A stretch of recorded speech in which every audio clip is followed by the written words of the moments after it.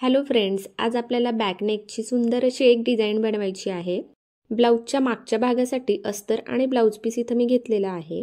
ब्लाउजची size आहे 32 inch तर उंची आहे 12.5 इंच। उंचीमध्ये 1 इंच शिलाई मार्जिन प्लस करून इथे मी 13.5 इंच घेतलंय। चेस्ट आहे 8 इंच, त्यामध्ये 1.5 इंच शिलाई मार्जिन प्लस केलंय।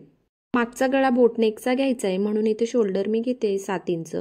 ब्लाउजचा पुढचा जो गळा आहे तो रेग्युलर आहे म्हणून त्याची जी शोल्डर पट्टी आहे ती शोल्डर पट्टी आपल्याला इथे घ्यायची आहे। शोल्डर पट्टी इथे मी घेते 3 इंच आणि गळा रुंदी आहे 4 इंच। वरच्या बाजूला जे माप मी टाकलेला आहे तेच मी खालच्या बाजूला सुद्धा मार्क केलंय। गळ्याची उंची मी घेते इथे 3 इंच। ब्लाउजचा गळा वरच्या बाजूने बंद असणार आहे तर खालच्या बाजूने त्याला डिझाइन करणार आहोत। अशा प्रकारे 2-3 ठिकाणी टेप ठेवून मार्किंग करून घ्यायचं आहे। मुंडा मी इथे घेते 6 इंच। ब्लाउजचा गळा जेव्हा आपला बोटनेकचा असतो तेव्हा रेग्युलर मापापेक्षा मुंडा अर्धा इंचाने जास्त घ्यायचा असतो। त्या ठिकाणी आतमध्ये मी 1 इंचावरती मार्किंग केलेलं आहे। वरच्या बाजूने अर्धा ते 1 इंच भाग सोडून अशा पद्धतीने इथे तिरकस रेष मारायची आहे आणि अंदाजे 1 इंचाच्या अंतरावरती इथे मुंड्याचा आकार आपल्याला द्यायचा आहे। मागच्या भागाचं माप टाकत असताना मी इथे वेगळं असं जास्त काही केलेलं नाहीये। बोटनेकचा गळा आहे म्हणून शोल्डर जास्त घेतलाय। मुंडा सुद्धा रेग्युलर मापापेक्षा अर्धा इंचाने जास्त घेतलाय।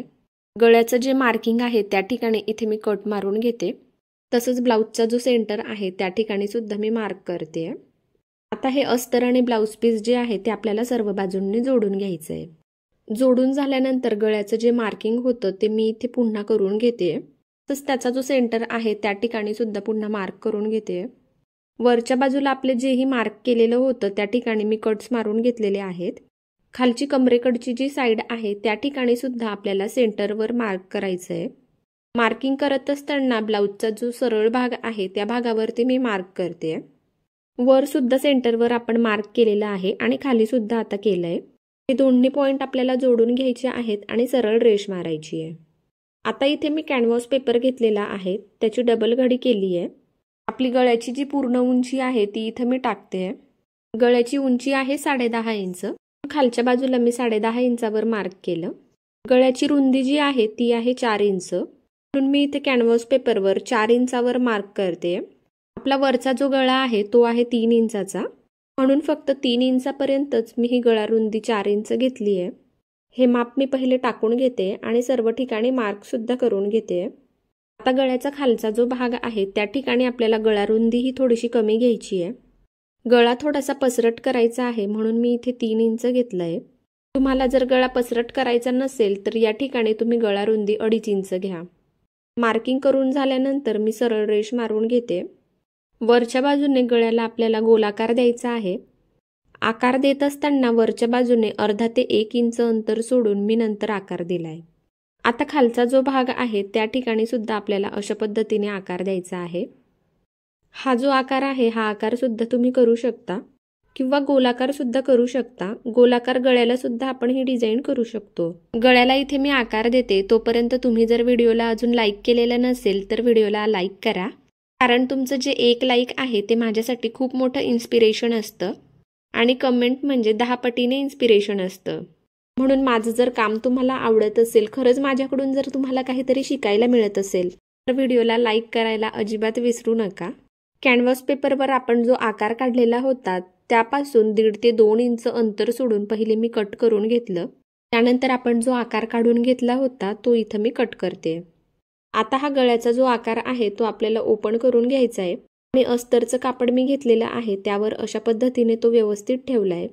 असं सर्व बाजूंनी आता त्यावर आपल्याला शिलाई मारून घ्यायची आहे। त्याच्या साईडने आपल्याला जवळपास अर्धा इंच कापड शिल्लक ठेवायचं आहे। जे कापड आहे ते आपल्याला अशा पद्धतीने याच्यावर असं फोल्ड करायचंय आणि एक टीप मारून घ्यायची आहे।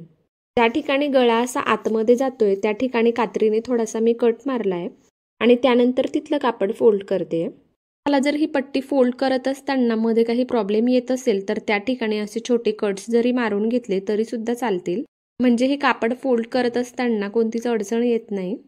शक्यतो गळ्याचा आकार जर कमी जास्त झालेला असेल तर तेव्हाच प्रॉब्लेम येतो, पण आपण जर कात्रीने असा छोटा कट त्याला मारून घेतला तर तो सुद्धा येत नाही।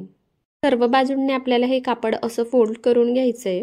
वरच्या बाजूला हे अस्तरचं जे कापड आहे ते थोडंसं जास्त आहे मी ते कट करून घेतलंय। आता या कॅनव्हास पेपरचा जो सेंटर आहे त्या ठिकाणी सुद्धा मी मार्किंग करून घेते। खालच्या बाजूला सुद्धा मी रेष मारून घेतली आहे, वरच्या बाजूला सुद्धा इथे मी रेष मारून घेते। तर ब्लाउजचा जो मागचा भाग आहे त्यावर आपल्याला हा कॅनव्हास पेपर ठेवायचा आहे। ब्लाउज पीसवर सुद्धा आपण सेंटरचे मार्किंग केलेले होते, बरोबर सेंटरवर सेंटर इथे मी ठेवलंय। त्या ठिकाणी अशी टाचणी लावून मी पहिले पॅक करून घेतलं।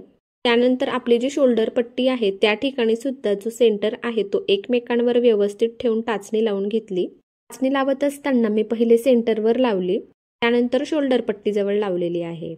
वरचा भाग पॅक करून झाल्यानंतर तो व्यवस्थित सेट करून घ्यायचा आहे आणि मग खाली यायचं आहे। आता खालच्या बाजूने सुद्धा आपण सेंटरवर मार्क केलेलं आहे त्या ठिकाणी सुद्धा व्यवस्थित सेंटरवर सेंटर ठेवला आणि टाचणी लावून घेतली। आता हा पूर्ण गळा जो आहे तो आपल्याला जोडून घ्यायचा आहे।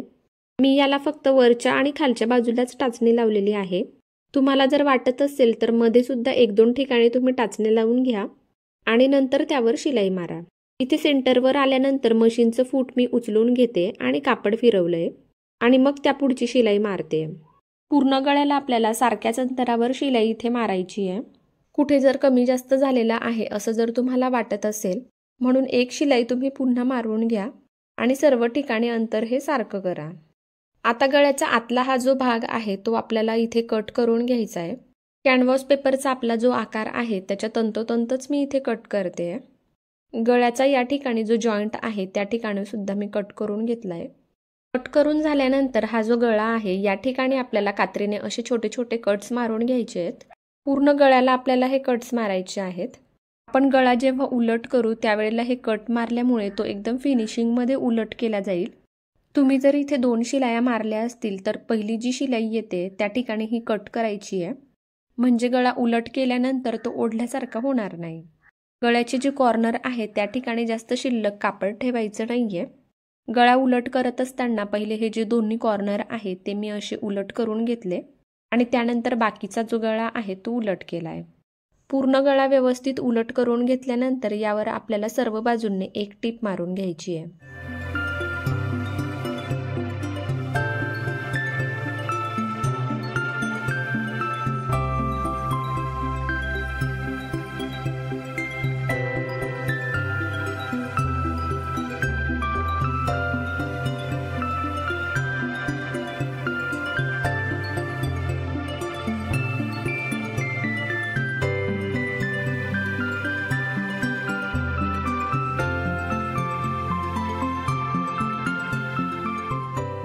गळ्याचा शेप आपला इथे तयार झालेला आहे। त्यानंतर इथं मी 2 ते 2.5 इंचाची एक पट्टी घेतली आहे।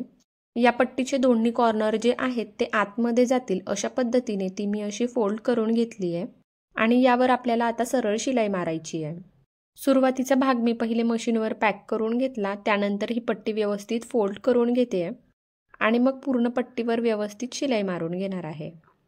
कपड्याची जर सलग तुमच्याकडे पट्टी जर नसेल तर या ठिकाणी तुम्ही छोटे छोटे तुकडे वापरले तरी सुद्धा चालतील। पट्टी फोल्ड करत असताना एकच गोष्ट महत्त्वाची आहे की साईडचे जे धागे आहेत ते बाहेर दिसायला नको, म्हणून पट्टीच्या दोन्ही ज्या कडा आहेत त्या मी आतल्या बाजूने फोल्ड करून घेते व्यवस्थित। पट्टी तयार झाल्यानंतर या पट्टीचे आपल्याला 2 ते 2.5 इंचाचे तुकडे करून घ्यायचे आहेत। डिझाईनसाठी जवळपास आपल्याला 25 ते 30 तुकडे इथे लागणार आहेत। सर्व तुकडे आपल्याला सारख्याच मापाचे कट करायचे आहेत, म्हणजे डिझाईन करताना सुद्धा ती सारख्या मापामध्येच तयार होते। असं ह्या पट्ट्या आता इथे माझ्या तयार झालेल्या आहेत। आता मी ब्लाऊजचा हा मागचा गळा घेतलाय। या गळ्यावर आपल्याला आता ह्या पट्ट्या लावायच्या आहेत। ही पट्टी इथे मी घेतलेली आहे ती व्यवस्थित अशी सेंटरवर फोल्ड करायची आहे आणि हा जो खालचा गळा आहे त्या ठिकाणी अशा पद्धतीने ती लावायची आहे। एक पट्टी लावून झाल्यानंतर अर्धा इंच अंतर सोडून मग दुसरी पट्टी लावायची आहे। ही पट्टी अशी सेंटरवर फोल्ड करायची आहे आणि आतल्या बाजूने ती लावायची आहे। याच पद्धतीने संपूर्ण गळ्याला आपल्याला अशाच पद्धतीने ह्या पट्ट्या लावायच्या आहेत।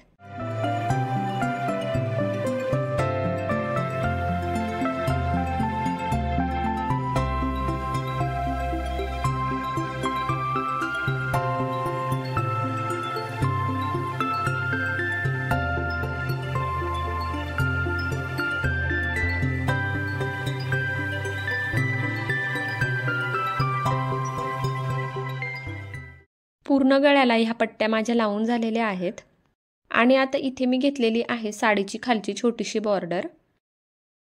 जी बॉर्डर आहे ती आपल्याला अशा पद्धतीने फोल्ड करून घ्यायची आहे आणि त्यावर एकदा इस्त्री फिरवून घ्यायची आहे।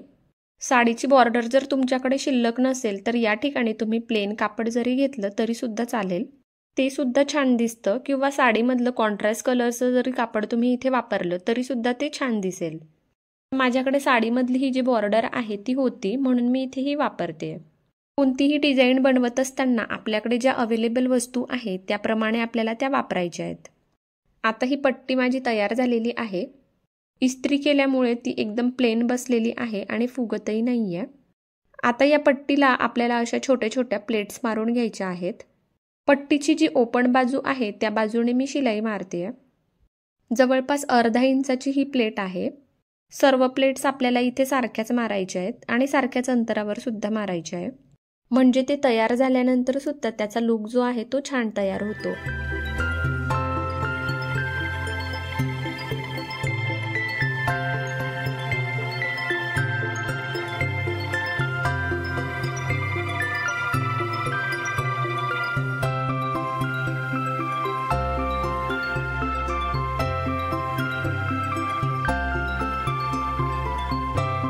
आता या पट्टीची जी सुरुवातीची कडा आहे ती आपल्याला अशी पहिले फोल्ड करून घ्यायची आहे आणि त्यावर एक टिप मारून घ्यायची आहे, म्हणजे याचे जे साईडचे धागे आहेत ते निघणार नाहीत। आता ही फ्रिल जी आपण तयार केलेली आहे याची जी शिलाई आपण मारलेली होती त्या बाजूने आपल्याला ही पट्टी अशी ठेवायची आहे आणि पूर्ण गळ्याला जोडून घ्यायची आहे। गळ्याचा आपला जो आकार आहे त्या आकारानुसार ती व्यवस्थित जोडून घ्यायची आहे।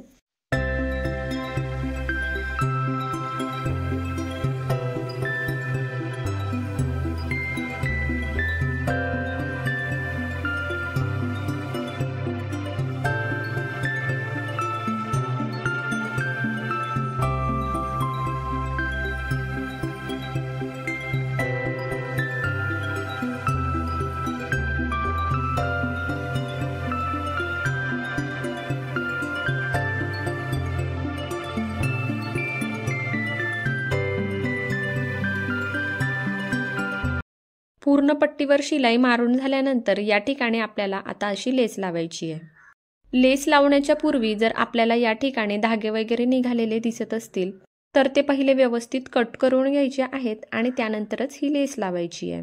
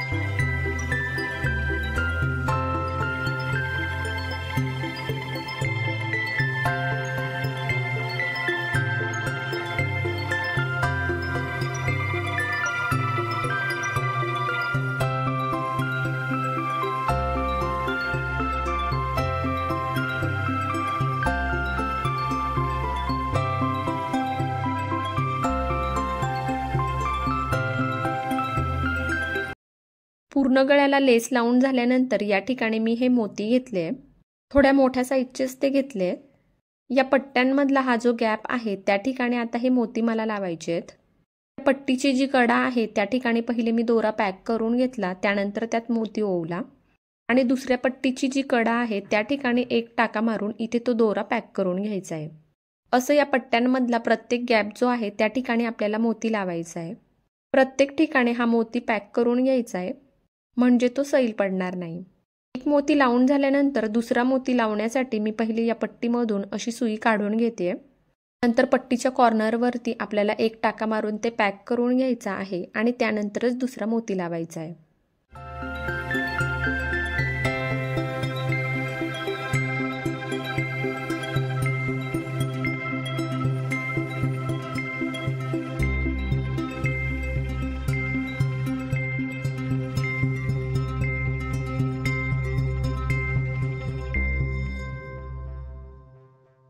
पूर्ण गळ्याला आता हे मोती लावून झालेले आहेत।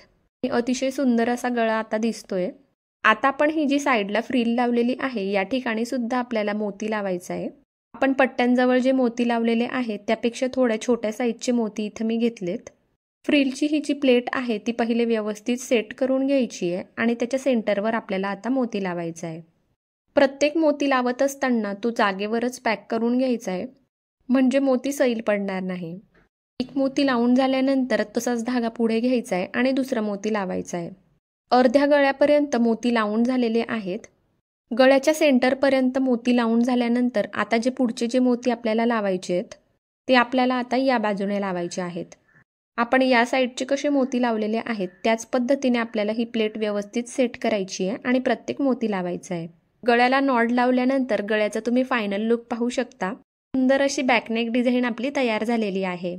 या ब्लाऊजच्या स्लीव्ज सुद्धा मी डिझाईनच्या शिवलेल्या आहेत आणि याची सुद्धा कटिंग स्टिचिंग जर तुम्हाला पाहिजे असेल तर मला कमेंट करून नक्की सांगा। तर पुन्हा भेटूया नवीन व्हिडिओ सोबत। बाय।